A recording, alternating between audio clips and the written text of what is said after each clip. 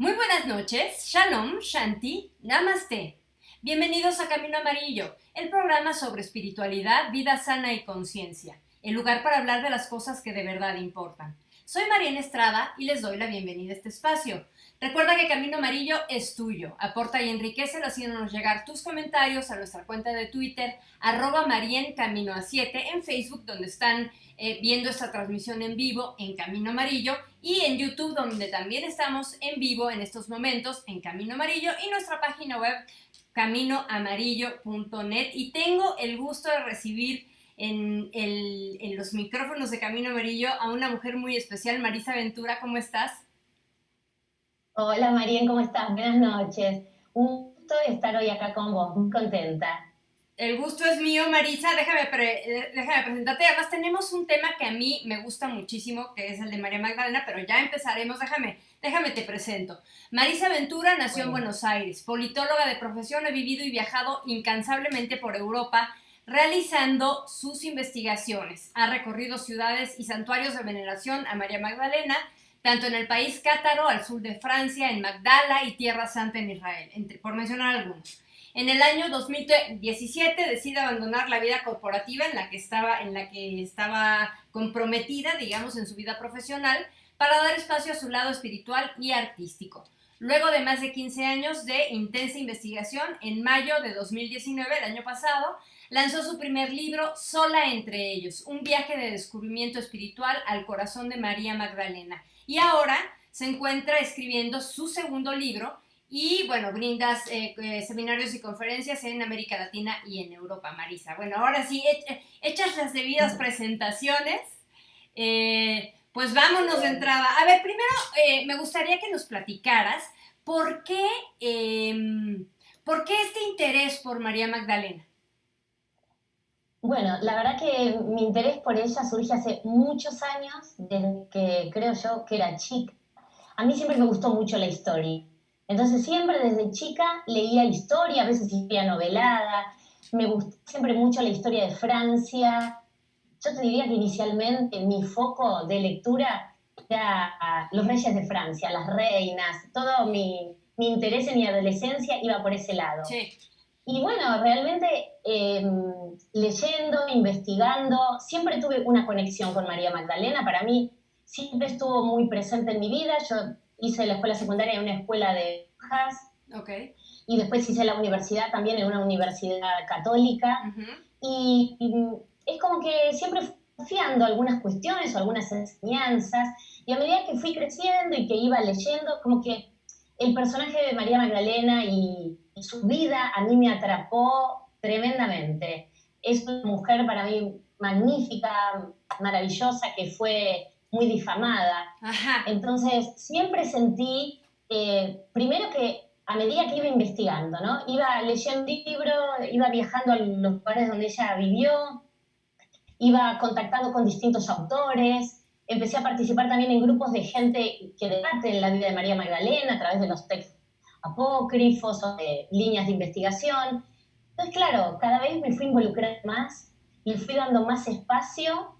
Yo siempre hablé de María Magdalena, de su vida, en cualquier entorno, a mis amigas, a mi familia, que los tengo agotados a todos, hablando de María Magdalena. Ajá. Pero es que es un personaje que me conmueve, es un personaje ya muy íntimo conmigo, estamos muy unidas. Y bueno, me gustó siempre, tal vez tengo este tema de querer sacar su verdad y de limpiar su nombre. Claro. Porque siempre lo viví como una injusticia y no todo el mundo sabe cómo fue la construcción de la imagen de María Magdalena.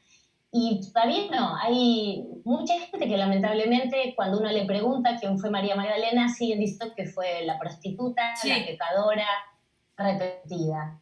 Y claramente, bueno, ella no fue nada de todo eso, no está escrito en ningún lado, no está en ningún evangelio, sino que eso es una construcción bastante posterior con respecto a esta imagen de ella.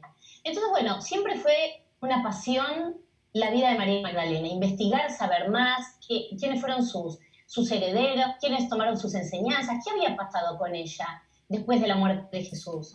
Porque no está escrito en ningún lugar qué pasó con María Magdalena después de la crucifixión. Sí, por supuesto, después hay muchas investigaciones y sabemos qué fue de su vida, pero digamos que los evangelios cuentan mucho menos de lo que quisiéramos ver de la vida de esta mujer tan cercana a Jesús. Claro. Y entonces, bueno, ahí empezó mi búsqueda, mi conexión, después bastante más adelante mi conexión espiritual con ella. Ajá.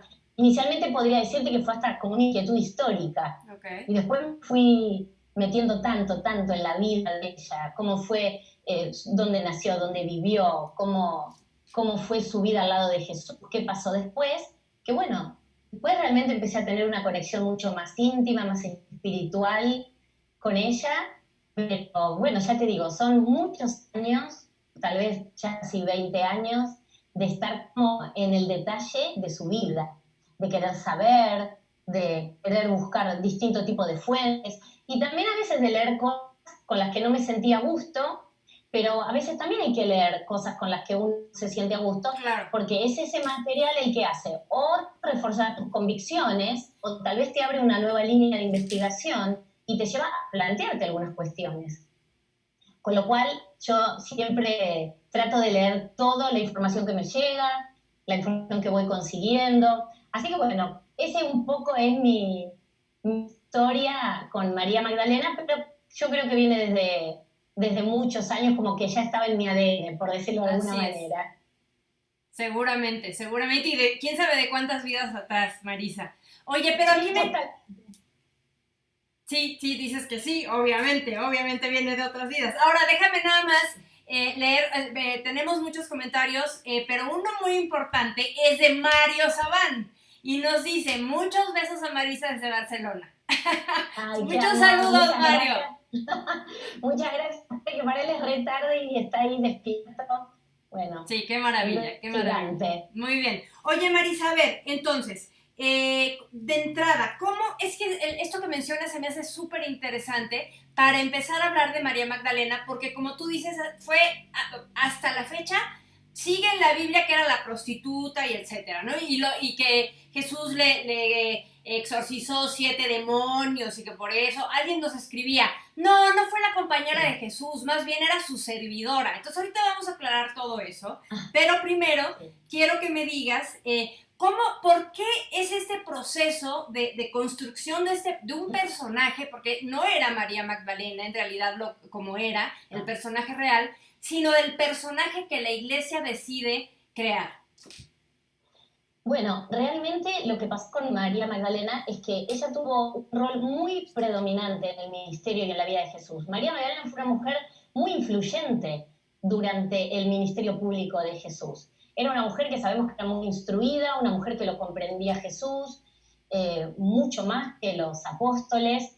Ella, reconocida como la apóstol entre los apóstoles, ya que fue la primera en ver a Jesús resucitado, fue ella quien llevó la buena nueva a los apóstoles. Entonces ella tiene este rol que se lo ganó propiamente, primero porque además predicó con el ejemplo, porque en el momento de la crucifixión María Magdalena estuvo con Jesús todo el tiempo, mientras el resto de los apóstoles no estuvieron, estaban asustados, escondidos. Sí. Entonces, una vez que, luego de la ascensión de Jesús, después de la crucifixión y la resurrección, María Magdalena huye, al igual que el resto de los apóstoles, para preservar su vida, se instala en el sur de Francia. Allí es donde ella empieza su ministerio y lleva el mensaje original de Jesús. Entonces, ella ahí empieza a predicar, empieza a enseñar, bautiza, ella sana a la gente, tiene un legado muy rico en el sur de Francia. Entonces, la veneración que comienza hasta María Magdalena, en los primeros siglos, era muy fuerte, muy notoria, tenía una presencia ella muy viva, y en el año 597, en una homilía, el Gregorio Magno decide unificar la imagen de María Magdalena junto a otras dos mujeres. La mujer pecadora que lava los pies de Jesús con sus lágrimas y seca con sus cabellos, y María de Betania. Por un lado, la pecadora que le lava los pies a Jesús nunca se dijo que era prostituta, se hablaba de una pecadora. Sin embargo, el Papa Gregorio Magno directamente le pone el mote de prostituta, y lo que hace es establecer un modelo de rol. Claro. María Magdalena, de prostituta, pasa a ser santa, luego después prostituta, penitente, santa. Pero inicialmente lo que él hace con esto es opacar la imagen de María Magdalena, acallarla, tratar de evitar que se siga construyendo esta veneración a María Magdalena como cabeza verdadera del cristianismo. Porque María Magdalena, con la veneración que tenía, con las personas que iban en peregrinación a ver sus reliquias, que están en el sur de Francia y siguen estando hoy allí, sus restos, opacaba, digamos, el patriarcado de Pedro, opacaba el legado de Pedro como cabeza de la iglesia, porque Pedro se sentía que él era el heredero natural de Jesús.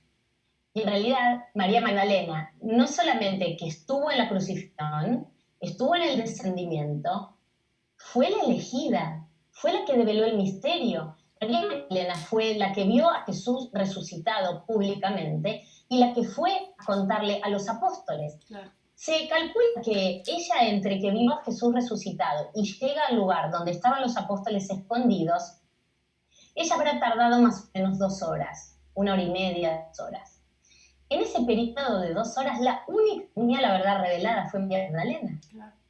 Fue la única que sabía que Jesús había resucitado, porque él se apareció a ella y le pide que vaya a anunciarle a sus hermanos que él había resucitado. Entonces, hay algunos investigadores que interpretan que durante ese periodo de tiempo que transcurre entre que ella lo ve a Jesús y llega a los apóstoles, ella es la cabeza de la iglesia. Okay. Y mucha gente avala que la cabeza del cristianismo fue María Magdalena y no Pedro. Porque Jesús aparece resucitado, la elige a María Magdalena. Claro. Y cada uno de los apóstoles tuvieron su rol importante. No es que es uno por encima del otro, sino que debería haber sido todos juntos, a la par. Entonces, claro, la veneración a esta mujer era de tal magnitud que en el año 597 es cuando le pone esto de prostituta, como entiendo yo, la ponen de rodillas, la crucifican a María Magdalena, porque hasta el día de hoy, como hablábamos recién, a mucha gente que uno le pregunta, ¿quién fue María Magdalena? La primera respuesta es que fue, la prostituta, sí, yo era como una Magdalena, la que tuvo que hacer penitencia para limpiar sus pecados. Ajá. Y la verdad que el mote de prostituta y de pecadora no está en ningún evangelio. No hay un solo evangelio canónico que haya escrito, no está escrito en ningún lado. O sea, María Magdalena fue prostituta. Se lo inventó el Papa. Correcto, se lo inventó el Papa. Fue un invento, fue una construcción. Lo único que, como vos mencionabas recién, sí aparece y solamente en el Evangelio de Lucas, es que dice que Jesús le sacó 7 demonios. Ajá. A María Magdalena. Uh-huh. Es la única referencia que hay. Nadie sabe a qué se refería Lucas con los 7 demonios, porque primero tenemos que saber que Lucas era médico y tenía una mirada diferente probablemente al resto de los apóstoles. Lucas nunca lo conoció en persona a Jesús, ajá, sino que Lucas era un seguidor de San Pablo. Y cuando él hace esta referencia que le saca 7 demonios, realmente no se llega a una conclusión certera a qué se refirió, porque los 7 demonios podemos pensar que ella tenía alguna enfermedad, que ella padecía epilepsia, y cuando las personas tienen ataques de epilepsia pueden parecer por el tipo de movimiento como que están poseídas. Sí. Y en esa época la epilepsia no se llamaba epilepsia, no se sabía qué era. Lo que sí se creía que era un castigo divino. Al igual que cuando una persona nacía ciega o tenía una lisiada, todas las deformaciones físicas, enfermedades que todavía no han sido descubiertas, eran consideradas castigo divino. Entonces, nadie sabe a qué se refería Lucas con los 7 años. Por otro lado, el 7 en la Biblia es el número del objeto, es el número de lo perfecto, porque sabemos que, 7 son los días de la semana, 7 son los días en los cuales Dios creó el universo, 7 son los pecados capitales, el número 7 tiene un simbolismo muy importante. Entonces, él hace esta referencia también a 7 demonios. Okay. Y realmente el único que lo menciona es Lucas. Ningún otro evangelista no se lo menciona nunca más en la Biblia, el tema de los 7 demonios, con lo cual es algo que no hay una explicación como racional, que eran los 7 demonios, pero estos 7 demonios tampoco la hacían pecadora y mucho menos prostituta. Claro. Entonces, esto fue una construcción para no solamente acallar a esta mujer y quitarle la veneración, sino un poco también poner en una situación difícil, si queremos, a la mujer. Claro. Porque sabemos que en la Biblia las mujeres siempre fueron vírgenes, prostitutas, estériles, o madres, o hijas de, o hijas de. Entonces, bueno, ahí quedamos las mujeres divididas solamente, encasilladas en estos roles. No hay más espacio y mucho más en el siglo I, donde el rol de mujer no tenía prácticamente ningún tipo de valor más que para tareas domésticas y punto. Claro. No se podía hablar, o sea, nada. Sabemos que era un rol tremendamente menospreciado. Con lo cual, bueno, esto fue una construcción que afectó sin lugar a dudas a la imagen de la mujer, a lo sagrado femenino. Sin duda. Y exactamente, entonces a partir de ahí es donde esta unión tan sagrada, el sagrado femenino y lo divino masculino, entre el amor natural, entre un hombre y una mujer, Jesús supuestamente célibe, y con una madre, y digo con mucho respeto, la Madre María Virgen, y María Magdalena, prostituta, las dos mujeres más nombradas en los evangelios. María Magdalena es mencionada 12 veces, es la mujer más mencionada en los evangelios. Y es la mujer más retratada en el arte. No hay otra mujer más retratada en el arte como María Magdalena. Okay. Y la Virgen María, desde luego. Entonces, el arte también contribuyó muchísimo a esta construcción de María Magdalena como penitente y como prostituta. La hemos visto en infinidad de pinturas, se la ve llorando, se la ve semidesnuda, vemos como penitente en una gruta, por años haciendo penitencia, y bueno, realmente el arte colaboró muchísimo. También el arte, debo decir, que colaboró en algún punto a estos pintores que se sentían como afines a un mensaje paralelo o lo que se consideró después como herejía, ¿no? De creer que Jesús y María Magdalena tuvieron un vínculo más allá de maestro y discípula. Hubo muchos maestros del arte que también la han retratado a María Magdalena embarazada, bueno, sí, con la calavera, que es un símbolo distintivo por el Gólgota, donde Jesús fue crucificado. Bueno, hay toda una simbología en el arte de cómo la podemos reconocer a María Magdalena, cómo sabemos que es ella y no otra santa u otra persona. Entonces el arte también colaboró en la imagen de María Magdalena como penitente y como prostituta. Okay. Entonces decimos, bueno, 500 años después de la resurrección de Jesús, en vez de elevar la imagen de María Magdalena, la primera en verlo resucitado, la iglesia a los 500 años, en vez de celebrar este encuentro, es cuando le ponen este mote de prostituta. Después la iglesia más adelante se va a retractar, por suerte. Pero les tomó mucho tiempo. ¿Ya se retractó oficialmente? En el año, mira, entre el año 1962 y 1965, la Iglesia lleva adelante el Concilio Vaticano II. Y ahí hacen, bueno, la Iglesia lo que buscaba era un poco ayornarse, actualizarse un poco, claro, y hacen como una revisión muy profunda. Y ahí es cuando cambian el misal romano, la palabra de prostituta, de penitente y pecadora, y se hace efectivo en el año 1969, cuando se cambia la liturgia, se quitan estas palabras, ya no vamos a encontrar que la ponen ni como penitente, ni mucho menos como prostituta, ni como pecadora, y en el año 1969, a partir de ahí es cuando realmente se puede reconocer como Santa María Magdalena.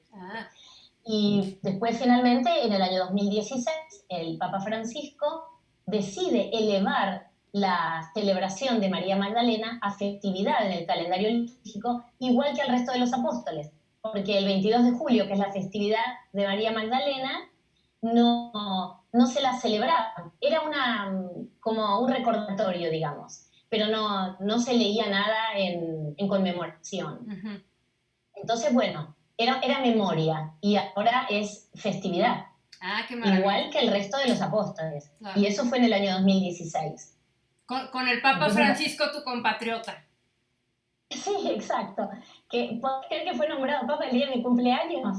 Yo estaba en una reunión de trabajo en el exterior, me acuerdo que estábamos en una cena Ajá. y estábamos con mis compañeros, nos habían puesto en la mesa de Argentina, porque éramos gente de todas partes del mundo, y nos estábamos pendientes de ver qué pasaba. Y en eso teníamos que prestar atención porque había una presentación en la cena. Y una compañera dice, yo voy a salir un minuto, como que voy al baño, y viene y dice, Bergoglio es papa ¡Ah, qué argentino. maravilla! Y justo fue el 13 de marzo del Tu cumpleaños, claro. 2013, el día de mi cumpleaños. Así que bueno, mucha casualidad. Qué maravilla. Oye, a ver, Marisa, Sí. bueno, entonces ya entendimos de dónde viene esta construcción, originalmente prostituta, después que hoy ya, aunque yo creo que la figura, como tú dices, este mote de prostituta, de pecadora, de los Sí. demonios, ya se le quedó, digamos, en la cultura popular, ¿no? Porque Correcto. a lo mejor la iglesia ya rectificó, pero para la cultura popular sigue siendo así, más allá de lo que sea. Ahora, me gustaría que nos platicaras qué tipo de relación llevaron María Magdalena y Jesús. Uh-huh. Bueno, principalmente ellos tenían un vínculo de maestro-discípula. Podemos decir así que ella aprendía mucho de Jesús, ella lo seguía en sus enseñanzas. Uh-huh. De hecho, en muchos textos apócrifos se menciona enseñanzas ocultas que Jesús le enseñaba a María Magdalena porque ella podía entenderlo. Ellos, en realidad, esto es como, bueno, ella fue su discípula, él fue su maestro, acompañó a Jesús a lo largo de todo su ministerio, nunca se separaron. Ella tentaba, al igual que otras mujeres, el ministerio de Jesús de manera económica, porque ella venía de una familia rica. María Magdalena era la líder del grupo de mujeres seguidoras de Jesús que lo asistían a lo largo de su ministerio. Uh-huh. Entonces, ella era una mujer muy cercana a Jesús. Y otra versión, por supuesto, que es en la que yo respetuosamente creo, es que ella fue la compañera sagrada de Jesús. Okay. Ellos eran mucho más en su vínculo que maestro y discípula. Ellos tenían vínculo de compañerismo sagrado, de amor sagrado, eran almas gemelas, y ella, por eso ella tenía la capacidad también de entenderlo a Jesús, porque Jesús tenía un mensaje de mucho autoconocimiento. Es muy habitual que cuando vemos películas que recrean la vida de Jesús, Jesús necesitaba orar a solas. Él se retiraba muchas veces en el medio de una montaña y él pasaba horas solo meditando, en conexión con la divinidad, en conexión con Dios, con su Dios. Y María Magdalena tenía también este tipo de educación y este tipo de formación. Entonces, ellos tenían un encuentro desde las almas. Eran complementos divinos, o sea, se complementaban absolutamente. Uh-huh. ¿Por qué? Porque además, como decía, ella era una mujer preparada, una mujer culta, una mujer que sabía la Torá, porque su padre le había enseñado. Las mujeres no accedían al conocimiento en esa época. Y María Magdalena tuvo la oportunidad de acceder al conocimiento. Sabemos que el resto de los apóstoles eran pobres, la mayoría no habían accedido al conocimiento, Pedro no sabía leer ni escribir, y claro, ella desafiaba mucho al resto de los apóstoles y además era una mujer que se paraba en medio y hablaba y preguntaba mucho, cosa que también molestaba al resto de sus compañeros, digamos, de ruta. De la cultura patriarcal, que ya sabemos que viene... Exacto, Ajá. Exacto. Pero desde mi humilde entender, ellos fueron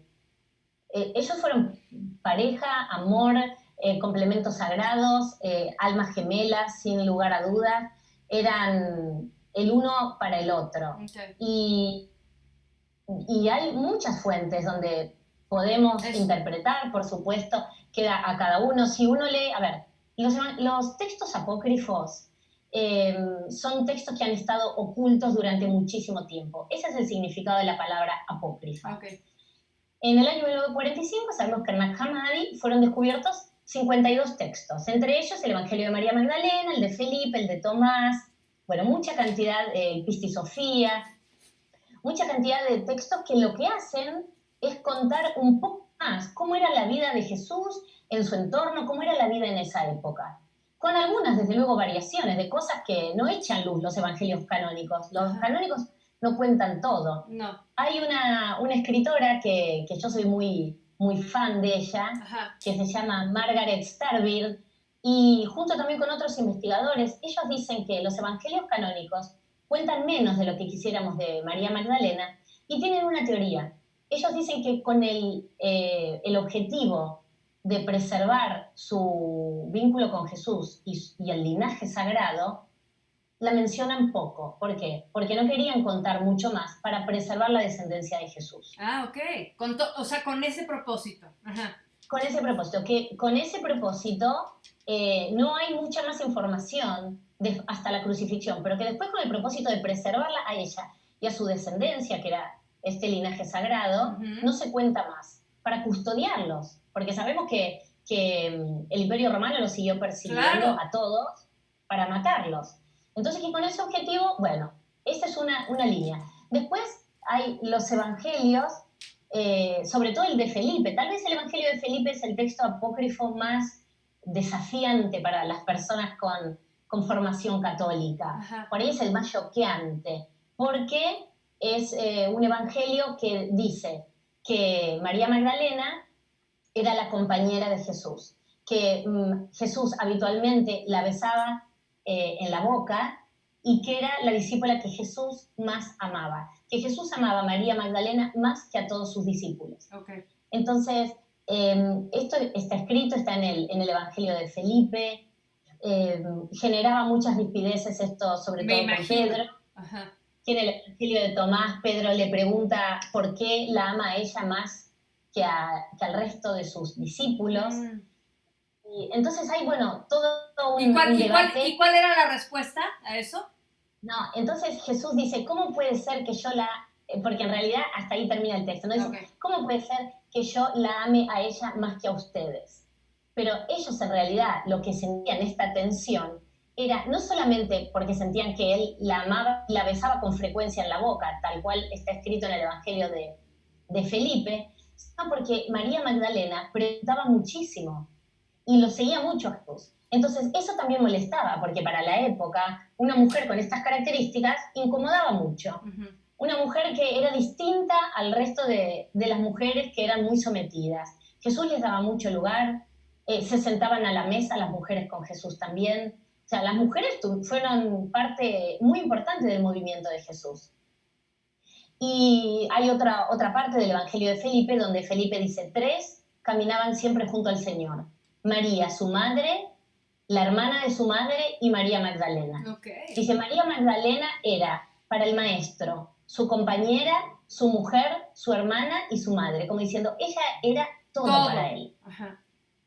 Entonces, eso está escrito en el Evangelio de Felipe, por eso digo, el Evangelio de Felipe es el más choqueante, si se quiere, por la revelación en sí misma. Claro. Pero después también sabemos que Jesús era un rabí que conocía la Torá como nadie, que él decía todo el tiempo que él había venido a cumplir la ley, no a cambiarla.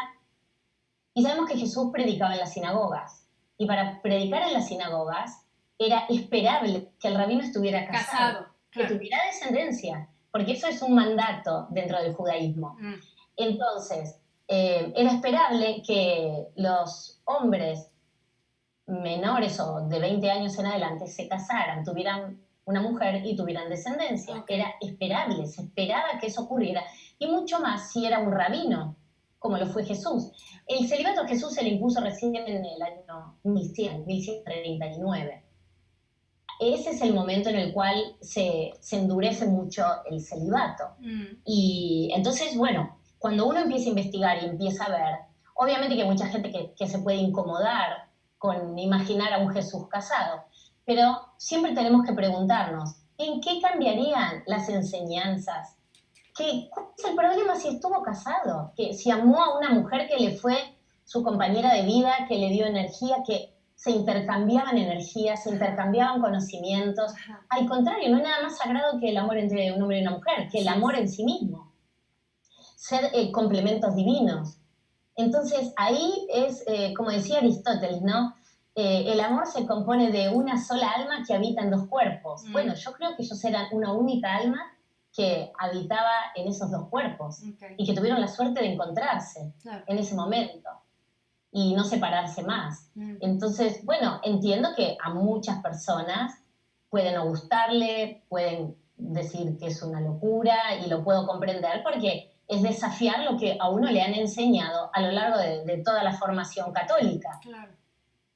Pero bueno, creo que cada vez sale como más a la luz y la gente naturaliza mucho más esto, porque también lo hace a Jesús más humano. Y nada de sus enseñanzas, él fue un ser iluminado, fue un hombre diferente. Mirá que pasaron 2000 años y seguimos hablando y debatiendo la vida de Jesús, la vida de María Magdalena, qué si Pedro, qué si Andrés, qué si Pablo, si la Virgen María. Entonces, qué importante fue el legado y el mensaje de amor que Jesús nos dejó y nos enseñó, que no se alteraría en lo más mínimo porque él haya tenido una compañera de vida.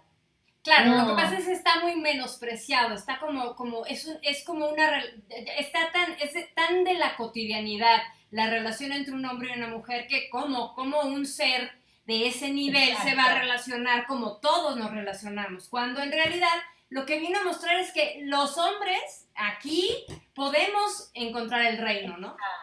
Exacto, claro que sí. Y además estaba esta unión sagrada o el vínculo que ellos tenían, potenciaba mucho más la experiencia terrenal que ellos estaban llevando a cabo. Claro. Y ese también fue el legado de amor y el mensaje. Jesús es un hombre muy inclusivo, de mucho amor, de estar siempre con el diferente, con el que, como él decía, yo no vine a curar a los sanos, yo vine a curar a los enfermos. Exacto. Por eso él estaba también con lo que en ese momento era considerado diferente. Bueno, la mujer era considerada muy diferente, sí. Muy diferente. Entonces, Jesús estaba con los enfermos, con el distinto. Con el leproso, claro. Con el leproso. Entonces, bueno, ahí es donde uno ve, sí, esa fue la naturaleza de Jesús. Un hombre de tanto amor, que nos trajo un mensaje tan esperanzador. ¿Cuál sería el problema si tuvo una mujer a la que amó? ¿Dónde está el problema? Claro. Es difícil de construir todo un proceso y una imagen que hemos construido a lo largo de los siglos. Uh-huh. No es fácil. Pero bueno, yo creo que la realidad es que cada vez la gente o las personas, no sé, naturalizan mucho más este encuentro entre ellos y la posibilidad de que ellos hayan sido complementos divinos y que hayan hasta inclusive tenido descendencia. Claro, y ahí quería llegar, porque ese es otro punto que es muy controversial, el tema justamente del linaje, que se trató de proteger en esta línea de investigación que nos citas. ¿Qué hay de elementos para decir que sí hubo un linaje? Porque bueno, el código Da Vinci lo rescata, el Santo Grial, ¿no? A ver, platícanos de ese linaje. Bueno, el Santo Grial, sabemos que en el inconsciente colectivo de la sociedad es creída que es la copa en la que Jesús bebió la última cena. Ajá. Sin embargo, otras líneas de investigación y de análisis se permiten entender que ese Santo Grial es la sangre de Jesús, pero no la copa, sino que es la sangre en el vientre de María Magdalena. Okay. De ahí el Santo Grial, que sí es en francés sangral, que significa sangre real. Es la sangre de Jesús en el vientre de María Magdalena. Claro. Se sabe que cuando María Magdalena llega al sur de Francia, bueno, hay dos versiones diferentes de tradición oral que nos cuentan. Una dice que cuando ella llega al sur de Francia, llega con sus hermanos Marta y Lázaro, llega con otros discípulos de Jesús, y que en ese bote había otra pasajera que habitualmente se la confunde con una sirvienta porque tiene un tono de piel un poco más oscura. Ajá. Sin embargo, la tradición provenzal, a la región de la Provenza, donde ya llegaron, la tradición provenzal, lo que nos cuenta es que esta otra pasajera del bote era Sara, y que Sara era la descendiente de este sagrado linaje. Ah, ok. Hay mucha tradición oral de Sara, en Saint-Marie-de-la-Mer, que es este pueblito que está cerca de Marsella, ahí en el sur de Francia, es donde Sara es venerada, no es reconocida como por la iglesia, pero sí respetan su tradición y su festividad. Y su existencia. su existencia, exacto. Y allí es donde está la iglesia más grande en honor a Sara. Entonces, esta tradición provenzal, además de contarnos esto de Sara, nos dice que a partir de Sara, que Sara se casa a los 12 años, y que a partir de ahí viene toda la descendencia con los reyes merovingios de Francia, y a partir de ahí, bueno, llegaría la descendencia hasta nuestros días. Ujú. Ahora, si hay algo comprobable, no, no lo hay, por Ok. supuesto, porque son líneas de investigación bueno, de tradición oral. También se dice que había 2 hijos. Hay mucho también contado a través del arte, muchísimo. Eh, y supuestamente tuvieron 2 hijos. Pero hay muchas versiones, porque también hay otra versión que dice que tuvieron 2 hijas gemelas, hay un montón. Ujú, Realmente la versión como que tiene más sustento es sí la de Sara, que Sara fue la descendiente de este linaje, ok. y de un hijo varón llamado Yeshua David, que también serían como los 2 hijos del linaje. Ah, ok, ok. Entonces, bueno, viene toda la tradición de la mano de los reyes merovingios y bueno, y supuestamente estos descendientes llegarían hasta el día de hoy y estarían viviendo en Francia. Ok. Hay mucho material escrito, hay mucho material escrito sobre Sara. Por supuesto tenemos que saber que hacen referencia a tradiciones orales recogidas en el sur de Francia, recogidas en el país cátaro, que el país cátaro es el lugar, el catarismo es el movimiento que toma las enseñanzas, el legado de María Magdalena, y que lo ponen en práctica y viven la vida acorde a las enseñanzas originales de Jesús, que son las que María Magdalena lleva al sur de Francia. Okay. Entonces, ahí es donde quedó un legado muy rico y de donde se recoge la mayor cantidad de información de tradición oral que se conoce hasta el día de hoy. Ok, de acuerdo. Ahora, en este sentido del legado de María Magdalena, has dicho que ella rescata en realidad, o sea, las enseñanzas más puras de Jesús. Ese sería el legado. María Magdalena tiene una enseñanza propia. Cuéntanos de esto. Sí, bueno, ella tiene sin duda una enseñanza propia. Durante los años que ella llevó adelante su ministerio en el sur de Francia, se cree que María Magdalena muere en el 64. Ella vive en un pueblo que se conoce como el Santo Bálsamo o la Saint-Baum, donde hoy se veneran sus reliquias, Okay. donde está la basílica en honor a María Magdalena y donde están sus restos, y en una cripta está su calavera, en un relicario de oro. Y después subiendo en la montaña, como unos 45 minutos, es la gruta donde ella vivía en realidad. Ajá. Pero ella, bueno, durante todos los años de su ministerio, ella enseñó y viajó muchísimo por todo el sur de Francia, por lo que hoy conocemos como el país cátaro, que es la región de Occitania y la región del Languedoc. Y estas enseñanzas que ella lleva, estas enseñanzas originales, son ni más ni menos que las enseñanzas que, como te decía, los cátaros tomaron como forma de vida. La conexión uno a uno, sin intermediarios con Dios, practicar la meditación, el amor al prójimo, el cuidar el lugar y la tierra.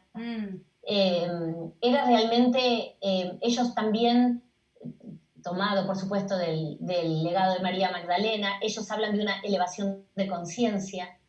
Sabemos que María Magdalena, al igual que Jesús, eran personas que meditaban muchísimo y que también tenían visiones, que tenían el don de algún lugar de la evidencia. Entonces, bueno, hay todo un mensaje y un legado, un mensaje también del desarrollo de la intuición. Y este desarrollo de la intuición es también considerado parte de la gnosis, parte de este conocimiento a través del cual los cátaros creían en el contacto y en alcanzar a Dios. Como que estas enseñanzas de Jesús, sus parábolas, sus mensajes, su poner la otra mejilla, el amor al prójimo, eran las enseñanzas que los seres humanos necesitaban para alcanzar la perfección. Y la perfección era el camino hacia Dios, no era la perfección de ser perfectos, era el camino espiritual con el cual ellos se conectaban con Dios. Claro. Este uno a uno que los cátaros después dicen sin necesidad de la iglesia, no necesitamos intermediarios. nosotros nos conectamos directamente con Dios, como hacía Jesús. Entonces, bueno, por eso también después los cátaros fueron eliminados de la faz de Claro. la tierra por, digamos, difundir este mensaje que tanta gente seguía y se sentían atrapados por el mensaje magnífico que tenían los cátaros, que era de este amor libre, de igualdad entre el hombre y la mujer, de cuidar y respetar todas las especies humanas, por eso los cátaros no comían carne. Bueno, entonces estas eran parte de esas enseñanzas originales que trajo María Magdalena, un mensaje muy diferente a todo lo que después conocimos, porque bueno, Jesús hablaba de amor incondicional, de introspección, de conocernos a nosotros mismos, de autoconocimiento, de cómo entender el alma y el cuidado del alma también. Entonces, bueno, ahí es un mensaje mucho más libre, sin culpa, sin el pecado, sin estar pensando que, bueno, nacemos con el pecado original. ¿Y el pecado original de dónde? De la unión entre un hombre y una mujer. Claro. Entonces, el mensaje de Jesús era un mensaje de mucha más libertad, era un mensaje de amor, un mensaje de mucha espiritualidad y de conexión con la divinidad, uno a uno. Y bueno, después el mensaje de Jesús fue, ¿cómo decirlo? No quiero que suene mal. Malinterpretado. Bueno, sí, o fue Modificado. acomodado, modificado, Claro. se le agregaron a Jesús, se le impusieron muchas más reglas de las que él jamás había impuesto, porque también Pablo tenía un hombre con una mirada totalmente diferente de Jesús, entonces cuando inclusive Pablo dice, hagan como yo, no se casen, llenó de reglas muy estrictas y de mucha culpa y de reglas muy estrictas de las cuales Jesús jamás habló, ni dijo, ni se expresó de esa manera. Okay. Y que todo esto también nos remite, y lo mencionabas, al principio sagrado femenino, que en este sentido de ignorar o de menospreciar o de llevar a un nivel más bajo la figura de María Magdalena, al mismo tiempo el principio sagrado femenino también se hace a un lado, ¿no? Exacto, exacto. Si bien podemos ver que en todas las tradiciones espirituales la mujer siempre estuvo dejada de lado o se la mencionaba muy poco, realmente en todas las tradiciones espirituales, pero el cristianismo, al ser la religión más popular y de mayor cantidad de fieles en el mundo, tiene un impacto desde luego mucho mayor. Y claro, la parte del sagrado femenino, imagínate que las mujeres teníamos como modelo a la Virgen María y María Magdalena, la prostituta. No, bueno. Entonces, una virgen y una prostituta. Entonces, o sos una cosa o sos la otra. Exacto. ¿Y qué pasa cuando no sos ninguna de las dos? Entonces, todo lo que tiene que ver con el sagrado femenino se puso como de rodillas con este título porque sí, la Virgen María es una, y está bien, la Virgen María. Pero después la mujer quedó muy expuesta y quedamos muy mal. Y todas las verdades de mujeres virtuosas como María Magdalena fueron arrojadas muy lejos. Entonces ahí se desvirtuó el rol de la mujer. Claro. Y la sexualidad de la mujer quedó totalmente desvirtuada, sobre todo en el cristianismo, con la imagen de María Magdalena. Y de hecho en la Edad Media, los hombres de la iglesia creían que era a través de la mujer como llegaba el pecado al mundo. Las mujeres éramos las responsables de traer el pecado al mundo. La mujer siempre fue muy menospreciada. Y yo lo cuento siempre, pobre, la gente que me sigue, que son unos encantos y me escuchan, lo repito y ya no me deben querer escuchar más. Pero Pedro siempre decía, de hecho hay una parte que María Magdalena pregunta mucho, y Pedro le dice a Jesús que María Magdalena salga de entre nosotros. Primero porque pregunta mucho, y segundo porque las mujeres no son dignas de la vida. Eso era lo que se pensaba en el entorno en el que vivió esta mujer. ¿De la vida? Entonces, sí, él decía, las mujeres no son dignas de la vida. Okay. Entonces, es fatal imaginarse esta mujer vivir en ese contexto. Híjole, sí. Vivir en un contexto de hombres que piensan eso. Bueno, entonces, y que no ha cambiado demasiado, Marisa. Hemos de decirlo. Bueno, un poco hemos evolucionado, pero por lo menos nos dicen ya los hombres que las mujeres no son dignas de la vida. Seguimos luchando. Eso sí. Para abrirnos nuestro camino, pero bueno, estamos avanzando. Pero bueno, eso era lo que pasaba en ese momento. Entonces, claro, ¿qué pasó? Ahí la sexualidad dentro del cristianismo quedó menospreciada con un Jesús célibe, con una madre virgen y con una prostituta, porque son los tres personajes más relevantes del cristianismo. ¿Cuánto daño, además, María... ¿Cuánto daño? Perdón? ¿Cuánto daño? Sí, la verdad es que sí, porque desde luego la Virgen María, como la madre de Jesús, Jesús por supuesto, sin lugar a dudas, y María Magdalena al haber sido la primera mujer en verlo resucitado. El cristianismo se basa en el relato de una mujer, María Magdalena. Claro. Exacto. El cimiento del cristianismo, los cimientos se basan en la palabra de María Magdalena, habiendo visto a Jesús resucitado. Ahí empieza toda la conformación del cristianismo a partir de la experiencia de ella, de sus dichos. Entonces, claro, tenemos a Jesús célibe. Y de que Jesús elige que sea ella, y elige digamos que tener esa aparición frente a ella, nada más y nada menos. Exacto. Y yo también siempre digo, bueno, si lo hubieran querido borrar, hubieran querido sacar que no se le apareció a ella, tal vez podrían haberlo manipulado, podrían haberlo borrado, pero evidentemente, y valga la redundancia, la evidencia era tan notable que no lo pudieron sacar. Porque si no, yo creo que no hubieran dudado y hubieran puesto que se le apareció a Pedro. Pero no se le apareció a Pedro. Claro. Se le apareció a María Magdalena. Y está escrito en todos los evangelios. Con lo cual, era imposible, porque la evidencia era tremendamente notoria. Entonces, ella fue la digna elegida. Por eso, ya en el 1200 y pico, Santo Tomás de Aquino la nombra la apóstol entre los apóstoles, la apóstol más importante entre todos los apóstoles. ¿Por qué? Porque fue la digna, la que fue honrada viendo por primera vez a Jesús resucitado. Entonces, claro, si pensamos el rol de ella, la Virgen María, Jesús y María Magdalena, desde luego, son los personajes más claves de esta historia. Y cuando vemos un Jesús célibe, una madre virgen y una mujer prostituta, claramente la sexualidad de la mujer, el sagrado femenino, está cuestionado, denigrado y todo tergiversado, también con un Jesús célibe. Porque creían que si Jesús no era célibe, no podía ser un ser divino o iluminado. Como que el sexo estaba muy mal visto.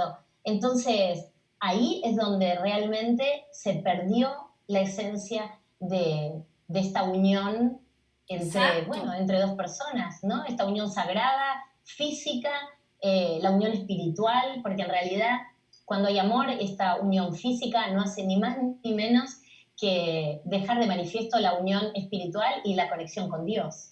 Sí. Entonces, cuando dice el Evangelio, de dos se harán uno, y como dijo Jesús, que el hombre no separe lo que Dios ha unido.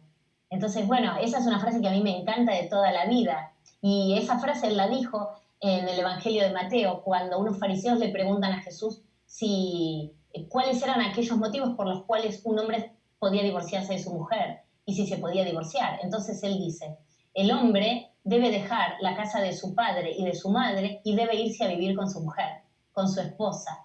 Y entonces él habla del matrimonio, pone el matrimonio en un lugar muy elevado y dice, y que el hombre no separe lo que Dios ha unido.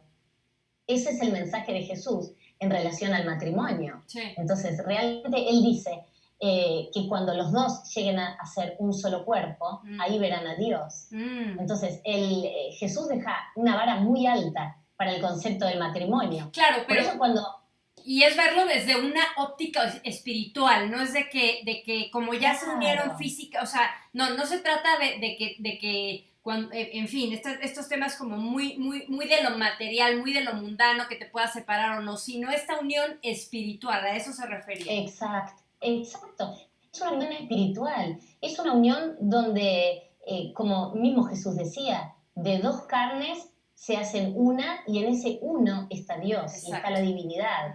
Y ellos experimentaban este encuentro con Dios desde el amor más puro. Desde la sexualidad, desde la unión sexual. Claro. Sí, desde la sexualidad sagrada, bien entendida, de amor, de esta unión, ¿no? Lo que pasa es que después se tergiversó tanto que se lo puso en un lugar muy denigrado, algo muy peyorativo. Por eso también se decía que el pecado entraba a la tierra a través del cuerpo de la mujer, ¿no? Y bueno, siempre la mujer representó el pecado, la lujuria, lo que no estaba bien, desde la época de Adán y Eva. Entonces, bueno, venimos con una tradición muy fuerte de quitar lo sagrado femenino y bueno, realmente es momento de recuperarlo, y como ellos siempre hablan, desde un respeto muy absoluto y de abordar los temas con la jerarquía que hay que abordarlo, como lo estamos haciendo. Entonces, yo creo que hay mucha gente que tiene la cabeza muy abierta para empezar a analizar tal vez estas cuestiones que, bueno, pueden rozar un poco algunos sentimientos y algunas creencias de siglos, pero que no son nada grave. Y nadie está yendo en contra. Claro, al contrario, es hablar de amor. Así es. ¿Y qué es el mensaje fundamental de Jesús? Exacto, exacto. Y el mensaje de María Magdalena en su evangelio, es decir, ella siempre, el mensaje más fuerte de su evangelio, es decir, pongan amor donde no lo hay. Okay. Y pensemos que en el siglo I era muy difícil hablar de amor en ese contexto, donde estaba la ocupación romana, donde la brutalidad era, bueno, ya vimos, a Jesús le costó la vida, su mensaje de amor, le costó ser crucificado. Entonces, él fue un diferente, fue un hombre que desafió, fue un rebelde, y María Magdalena también.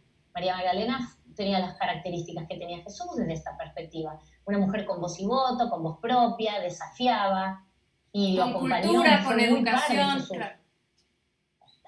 Exacto. Oye, Marisa, que me encanta, tenemos no muchos minutos, pero a ver, me gustaría nada más que ahondáramos, ya lo mencionaste, este evangelio de María Magdalena es muy interesante, ya dices que pon amor donde no lo hay, ¿no? ¿Y qué más plantea el evangelio? Mira, en el evangelio lo que vamos a encontrar es una María Magdalena por ahí un poco desconocida, es una María Magdalena que alienta a los apóstoles cuando los apóstoles estaban escondidos. De hecho, hay un tramo muy, muy emotivo donde los apóstoles le dicen, pero ¿cómo vamos cuando ella vuelve en un momento a verlos? Ellos dicen, pero ¿cómo vamos a salir nosotros ahora a predicar? Si a él, que es nuestro maestro y nuestro guía, lo torturaron y lo crucificaron, ¿cómo vamos a salir nosotros ahora a predicar? Y ella se para en medio de ellos y dice, no lloren y no estén desconsolados. Revistándonos del hombre fuerte que tenemos que ser y que Él nos enseñó. Salgamos a predicar su palabra y no tengan miedo, porque Él nos dio las herramientas necesarias. Él nos enseñó todo lo que nosotros teníamos que hacer para salir a predicar. Entonces, ella se para en medio de los apóstoles, los consuela, les da ánimo y les da fuerza para salir a predicar. Es ella la que los consuela. Entonces, es un evangelio además donde vamos a encontrar, donde María Magdalena le hace muchas preguntas a Jesús del alma. Le pregunta muchas cosas con respecto al alma. Ajá. Y le dice, bueno, maestro, cuando te veo, ¿por dónde te veo? Te veo a través de mi psiquis, te veo a través de mi alma, te veo a través del corazón. ¿Cómo es que yo te veo? Y hay un diálogo muy rico entre ellos. Realmente es muy, muy interesante el Evangelio de María Magdalena y difiere, por supuesto, bastante de lo que nosotros conocemos. De hecho, hay una parte del Evangelio donde Pedro le dice a María Magdalena que le cuente aquellas enseñanzas que Jesús le impartió a ella y de las cuales ellos no fueron dignos. Entonces María Magdalena les cuenta una visión que tuvo con Jesús. Y Pedro y Andrés, el hermano de Pedro, dice, no le creo nada a lo que nos está contando. ¿Acaso el maestro le hubiera enseñado a ella estas enseñanzas que difieren de lo que nosotros conocemos? Y Pedro dice, ¿acaso el maestro le va a contar a ella y nosotros ahora tenemos que voltearnos y escuchar a esta mujer? Y entonces ahí interviene Leví y dice, si el maestro la hizo digna, ¿quiénes somos nosotros para no creerle? Claro. Entonces, si él la hizo digna de estas enseñanzas, creámosle y salgamos a predicar la palabra que él nos enseñó. Todo esto lo vamos a encontrar en el Evangelio de María Magdalena, que yo siempre digo que es hermoso leerlo, porque la información es muy rica, lo mismo que el Evangelio de Felipe, que el Evangelio de Tomás. Ajá. Bueno, el Pistis Sofía, son textos que tienen una información muy, muy valiosa y muy rica. Claro, claro. Qué bueno que ojalá nos pudieras decir, en tu libro hay fragmentos de estos y se puede conseguir, ahorita nos dices, nada más quiero cerrar porque nos preguntaba Maribel Matos que de la profecía cátara de 2021. Ay, le mando un beso enorme a Maribel, la quiero mucho, es un encanto y me sigue siempre.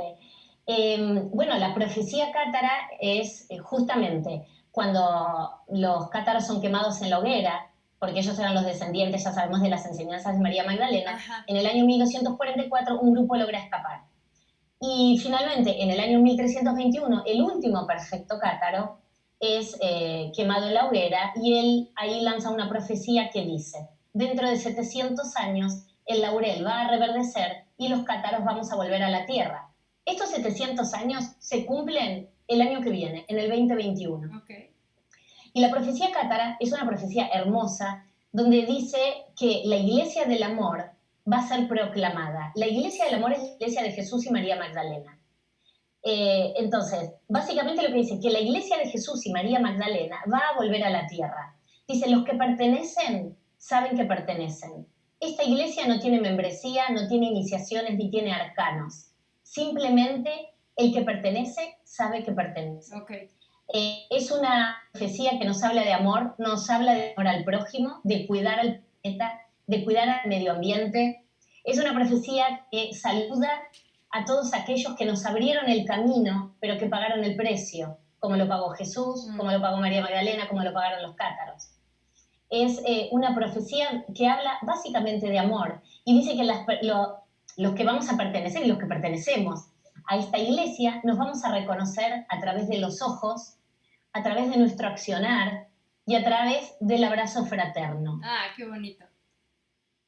Es una profecía hermosa, es una profecía de amor y dicen que solamente la humanidad va a cambiar solo si cada uno de nosotros nos cambiamos a nosotros mismos primero. Wow. Y empezamos a vivir con esta sabiduría, con este mensaje de amor, de cuidar al otro, de pensar en el otro, de compartir y de tener como un amor desinteresado, de cuidar al planeta. Ellos hablaban de cuidar al planeta y al medio ambiente en el año 1244. Es una cosa maravillosa. Sí. Entonces, bueno, la profecía cátara se cumple en el 2021, se cumplen los 700 años. Con lo cual, bueno, el año que viene, junto a un grupo de peregrinas y peregrinos, vamos a hacer un viaje iniciático en el cual Maribel, que es un encanto, va a estar acompañándome.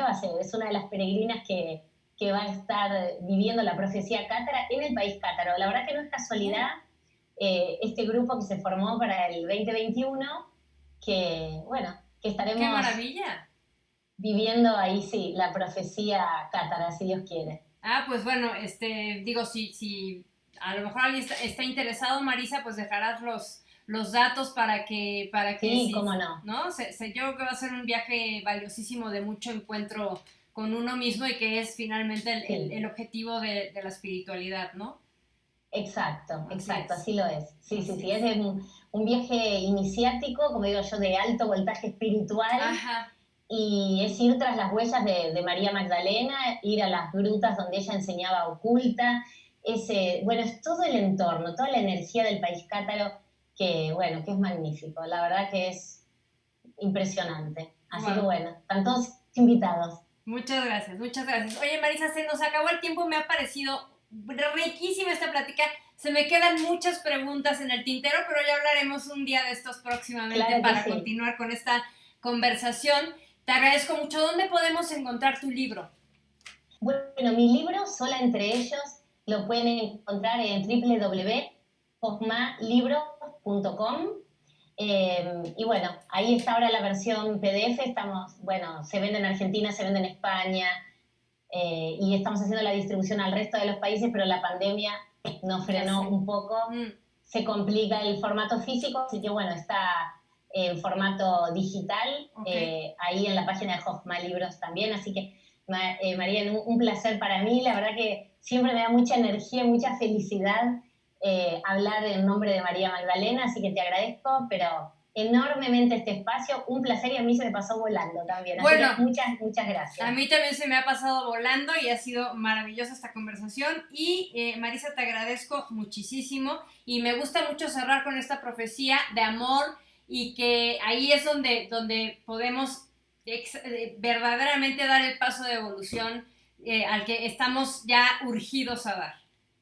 Exacto, así lo creo yo también. Creo que este es un momento en el cual estamos todos transformándonos, elevando la conciencia, aunque creamos que no, sí, todos estamos en este proceso de transformación consciente y ojalá que sea para el bienestar y para, bueno, que sea lo mejor para la humanidad, en definitiva. Claro, y estamos destinados a eso.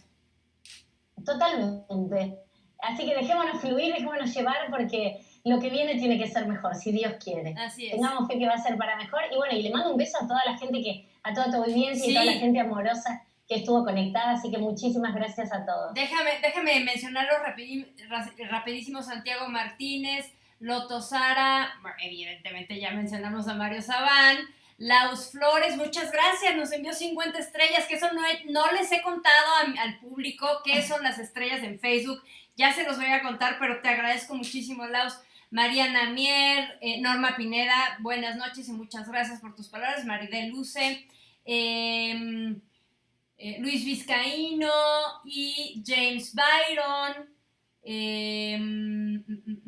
Es que son muchísimos. Judith Silva, no quiero dejar nadie afuera. Marcela Bondi, Adriana Lamadrid. Bueno, muchísimas gracias a todos por sus palabras, por sus felicitaciones. Después Marisa ya tendrá oportunidad de leerlos también. Y bueno, Marisa, pues te agradezco muchísimo. Estamos pendientes para una nueva conversación. Por lo pronto, mil gracias. Por favor, un beso enorme para todos y gracias, muy agradecida también. Muchísimas gracias. Un beso para ti y muchas gracias sobre todo a ustedes por acompañarnos y recorrer con nosotros el camino. Soy Mariana Estrada. Búsquenos en Facebook, donde están viendo esta transmisión en vivo en Camino Amarillo, y en YouTube, donde también estamos transmitiendo simultáneamente también en Camino Amarillo. También en nuestra página web, caminoamarillo.net, y en Twitter, @mariencaminoa7. Pues no me queda nada más que despedirme con este mensaje, con estas palabras alrededor de María Magdalena, que son poderosas y amorosas, y desearles buenas noches. Nos vemos y nos escuchamos la semana que entra. Gracias.